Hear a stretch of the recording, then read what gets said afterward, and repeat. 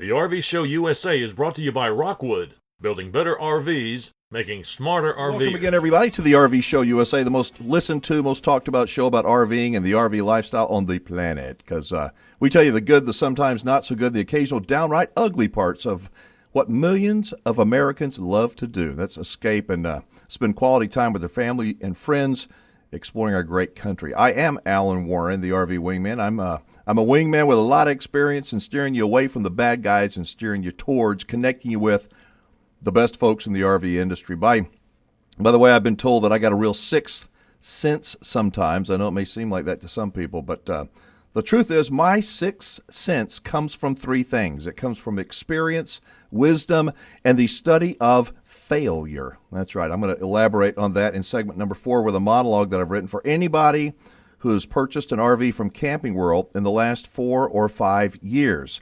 If that's you, or if you know of anyone that's bought an RV from Camping World in the last 4 or 5 years, this monologue could be worth thousands of dollars to you.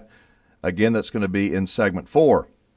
We're going to spend this segment bouncing all over, though, including some news that RVers will find interesting, I think. I'm going to visit with our buddy Steve Byler from Rockwood Flagstaff, and we're going to get his thoughts on saving money by driving a day or two, even, to save thousands of dollars at an RV dealer hundreds of miles away from where you live. And we're going to have a different kind of segment with Diana from PPL and get her thoughts on how you may want to look at the current health emergency that we're dealing with. But first, for most of my life, I have been a fisherman, and I've loved fishing. I've loved it forever. In fact, every time I see some kind of a new fishing lure, I was a sucker, and I just had to have it. My reasoning was you never know when that old lure is going to come in handy. That's kind of the way my wife is with shoes, I think. She sees a sparkly size whatever, and if she doesn't have a pair of it, she's got to get them because you just never know when she's going to need them. So when it comes to camping, I think that almost any excuse works. It does. Any excuse to say, hey, we're going to hitch up, hit the road. But just like fishing lures are to an angler and shoes are to my wife, I think it's always good to have a reason for doing something. So what's the new reason to go camping and RVing? It's for health reasons. Seriously.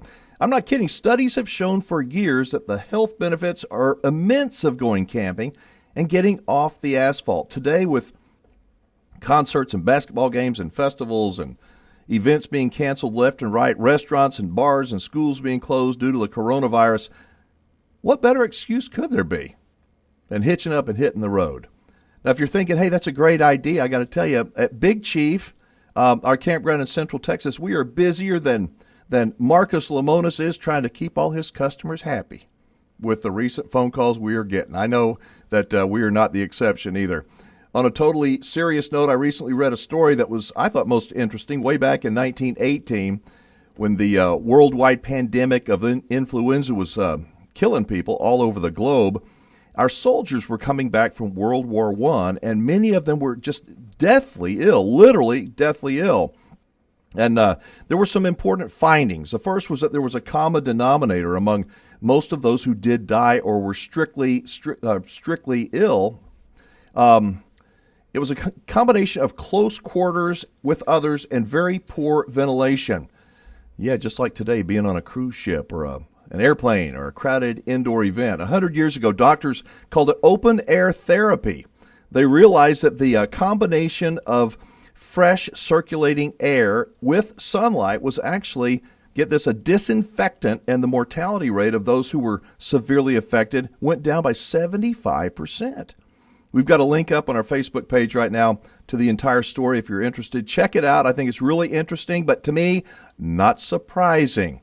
So for all you people who are afraid of the coronavirus and you want to protect yourself, think about spending some time in the great outdoors in the sunshine, open air, and wide open spaces. And when somebody asks you, hey, why are you always going camping and RVing? You can honestly tell them, it's for medical reasons, man. And now you got the proof. Yeah, when he sent me that link, I thought it was going to be a joke or something, but it really is interesting. Yep. Hey, Wingman, I know you've got some news stories to talk about, but first I wanted to read a comment that a viewer posted on social media, and you're probably going to be embarrassed, but it makes me proud to be part of the show. All right, go for it.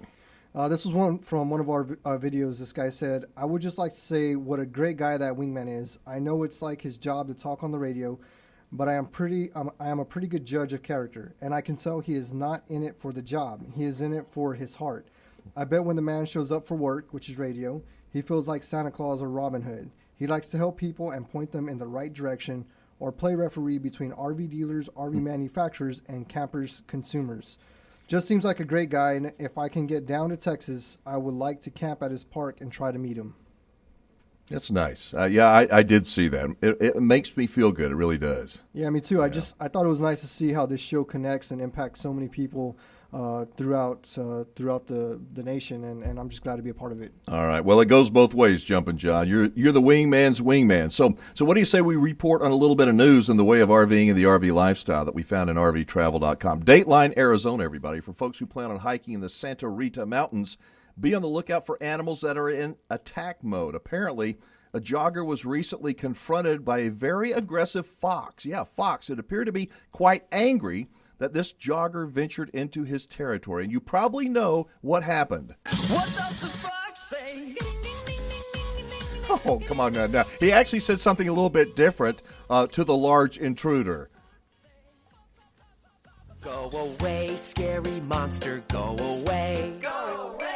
All right, here's the truth. The jogger was attacked, and the fox actually bit the guy. Turns out the fox was rabid, not good. But also in the Santa Rita Mountains, not far from this attack, a hiker was, well, he wasn't hiking. He was actually taking a nap right on the hiking trail. He felt something, a little pain on his nose. You know what it was? He woke up, a skunk. Yeah, skunk biting him on the tip of the nose. And just like with the fox, the skunk ended up testing positive for rabies. The moral of the story, no matter where you're camping or hiking, if a wild animal is being overly aggressive, especially if it's approaching you, keep your distance, because that ain't normal. And is it just me, or does it seem odd that the hiker took a nap right down there on the trail? I don't know. Just seems kind of weird to me. Now, closer to home, in my native state of Texas, Jasper, Texas to be exact, cops are on the lookout for the driver of a Ford F-250 towing a crunched-up fifth wheel. Now, you'd think it'd be easy to find this dude. He's evidently not a very good driver. According to RVtravel.com, local news sources, the manager of the Super 8 motel there said that, hey, there's a F-250 and big fifth wheel just took out our big awning in front of the hotel.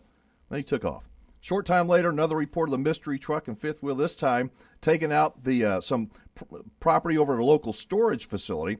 And thanks to video surveillance at both locations, cops have the license plate number and looking for the hit-and-run driver and a crinkled-up fifth wheel.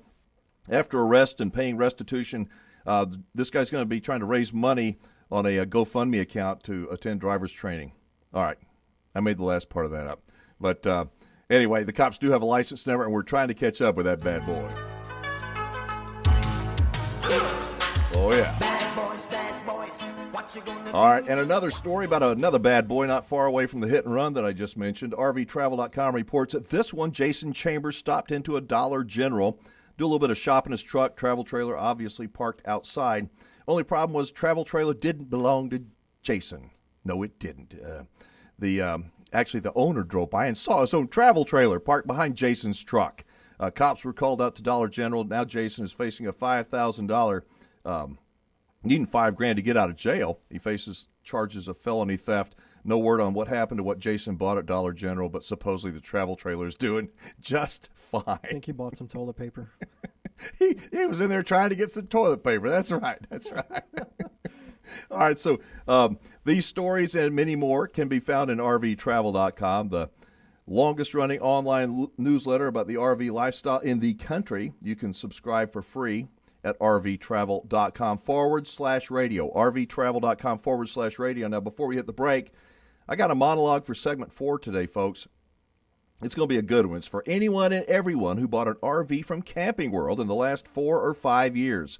I think it's something very important for you to know. So if that's you, or you know of somebody who did purchase an RV from Camping World in the last 4 or 5 years, especially in the last year or two, they've got to listen to my monologue in segment number 4. It could literally save you or them potentially thousands of dollars. Seriously.